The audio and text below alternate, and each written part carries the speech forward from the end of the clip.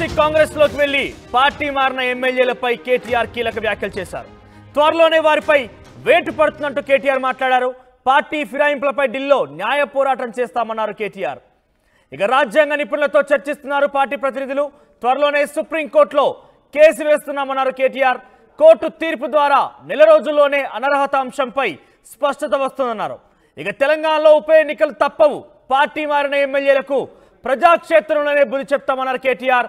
ఆయన సుప్రీంకోర్టు న్యాయవాదులతోని, న్యాయ నిపుణులతోని, రాజ్యాంగ నిపుణులతో బీఆర్ఎస్ ఎమ్మెల్యేలు టచ్లోకి వెళ్లారు, వారితో చర్చిస్తున్నారు. అయితే ఈ నిర్ణయం వెంటనే ఒక నెల రోజుల్లోనే వీరిపై వేటు పడుతోంది. త్వరలో ఉప ఎన్నికలు కూడా తప్పు అన్నట్టుగా కేటీఆర్ మాట్లాడారు. ఈ అంశం ఇప్పుడు పెద్ద ఎత్తున చర్చనీయాంశం అవుతోంది. తెలంగాణ భవన్ నుంచి మా ప్రతినిధి మధు అందుబాటులో ఉన్నారు. మధు, పార్టీ ఫిరాయించిన ఎమ్మెల్యేలపై వేటు వేసేందుకు గతంలో హైకోర్టు కూడా ఆశ్రయించారు. సుమారు 2 సార్లు హైకోర్టులో పిటిషన్ దాఖలు చేశారు. మొదటిసారి అది మా పరిధిలోకి రాదు, మేము చేయలేమంటూ కూడా హైకోర్టు తోసిపుచ్చింది. మరోసారి కూడా వాళ్ళు దాఖలు చేశారు. సో ఇప్పుడు ఏకంగా సుప్రీంకోర్టుకు వెళ్తామంటున్నారు కేటీఆర్. రాజ్యాంగబద్ధంగా మేము వారిపై చర్యలు తీసుకుంటాము, వారిని రాజ్యాంగం అంటే పూర్తి స్థాయిలో లేకుండా చేస్తామంటూ మాట్లాడుతున్న విషయంపై ఎటువంటి చర్చ కొనసాగుతుంది? బీఆర్ఎస్ ఎమ్మెల్యేలపై బీఆర్ఎస్ ఎమ్మెల్యేలు చాలా ఉత్కంఠతో చూస్తున్నారు, వారు ఒక సంతోషం వ్యక్తం చేస్తున్నారు కూడా, వారి మీద వేటు పడుతుందంటూ. సో ఉప ఎన్నికలు తప్పే లేవంటున్నారు. అప్డేట్స్ ఏంటి? ఎగ్జాక్ట్లీ ఈరోజు కేటీఆర్ ఆధ్వర్యంలో ఢిల్లీ బయలుదేరి వెళ్లారు బీఆర్ఎస్ పార్టీకి సంబంధించిన నాయకులు. హరీష్ రావు, అలాగే జగదీశ్వర్ రెడ్డి, ఇంకా కొద్దిమంది నాయకులు, రవిచంద్ర ఎంపీ, రాజ్యసభ సభ్యులు, తర్వాత ఇంకా కొద్దిమంది ఎమ్మెల్యేలంతా, కొంతమంది బృందం వీళ్ళంతా కూడా ఢిల్లీ వెళ్లారు. ఢిల్లీలో న్యాయ కోవిదులతో వీళ్ళంతా భేటీ అయ్యారు. గతంలో ఒకసారి ఢిల్లీ పర్యటన సందర్భంగా కూడా కేటీఆర్, హరీష్ రావు ఇద్దరు వారితో చర్చించారు.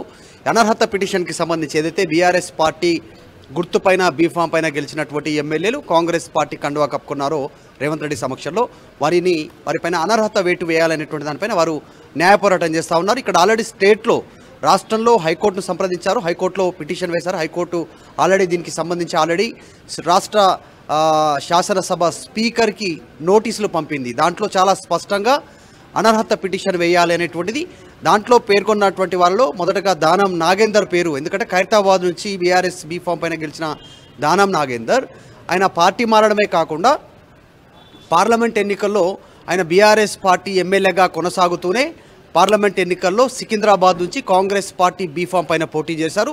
అది ప్రూఫ్ కింద సబ్మిట్ చేశారు. ఇప్పటికే స్పీకర్ను దీనికి సమాచారం అందించింది స్పీకర్ కార్యాలయానికి హైకోర్టు న్యాయస్థానం.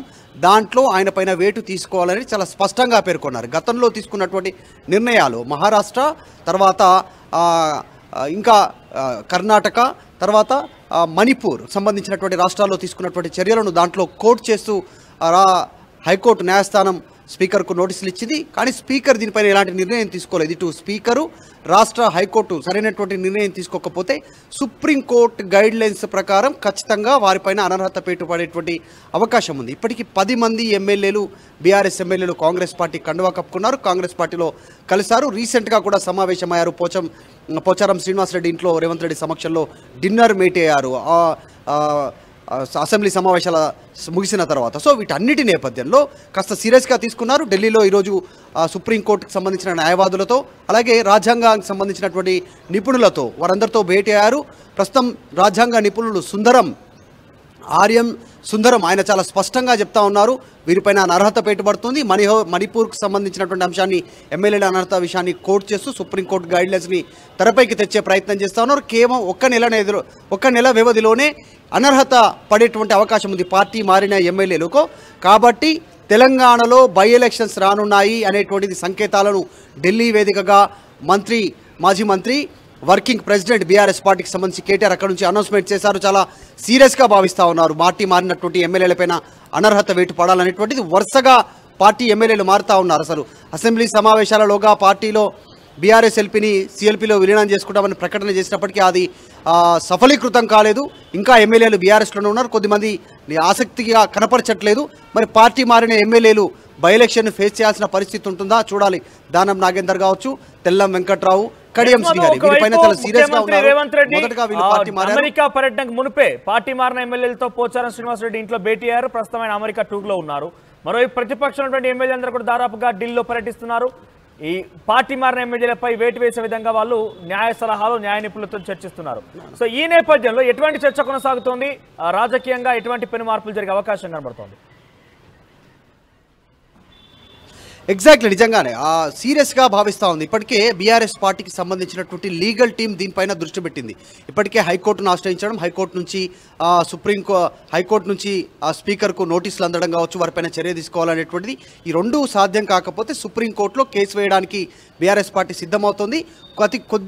కొద్ది సమయంలోనే సుప్రీంకోర్టులో కేసు ఫైల్ చేయనున్నారు. ఈ ఎమ్మెల్యేలు, పార్టీ మారిన ఎమ్మెల్యేల పైన అనర్హత పిటిషన్ వేయనున్నారు. అనర్హత పడాలనేటువంటి దానిపైన ఒక అంశాన్ని ప్రధానంగా ఇటు ప్రజాక్షేత్రంలో ఇటు న్యాయపరంగా రెండు రకాలుగా పోరాడాలనేటువంటిది బీఆర్ఎస్ ప్లాన్గా కనిపిస్తూ ఉంది. న్యాయ పోరాటమేమో సుప్రీంకోర్టు వేదికగా గతంలో మణిపూర్, కర్ణాటక, తర్వాత మహారాష్ట్రలో జరిగినటువంటి ఇన్సిడెంట్ని కోర్టు చేస్తూ న్యాయ పోరాటం చేయనున్నారు. దానికి సంబంధించిన ప్రూఫ్స్ సబ్మిట్ చేయనున్నారు. ఇటు ఈ మధ్యకాలంలో వాడినటువంటి వాళ్ళు వీడియో టేప్స్, పేపర్ క్లిప్పింగ్స్, దీంతోపాటు ప్రజాక్షేత్రంలో ఇటు రాహుల్ గాంధీ చేస్తున్నటువంటి అంశాలని, అంటే పార్టీ మారిన ఎమ్మెల్యేలని అనర్హత పిటిషన్ వేయాలి, రాజీనామా చేసిన తర్వాతనే తీసుకోవాలనేటువంటి చెప్తా ఉన్నారు. దానికి విరుద్ధంగా తెలంగాణలో జరుగుతున్నటువంటి అంశాలను తీసుకెళ్లాలనేటువంటి ప్రయత్నం చేస్తూ ఉన్నారు. సో మొత్తానికి సుప్రీంకోర్టు వేదికగా అనర్హత పిటిషన్ వేసి బై ఎలక్షన్స్కి తీసుకెళ్లాలనేటువంటిది, ప్రజాక్షేత్రంలో ఆ ప్రభుత్వాన్ని ఎండగట్టాలనేటువంటిది బీఆర్ఎస్ పార్టీ ప్రభుత్వం పైన ప్రకటన చేయాలని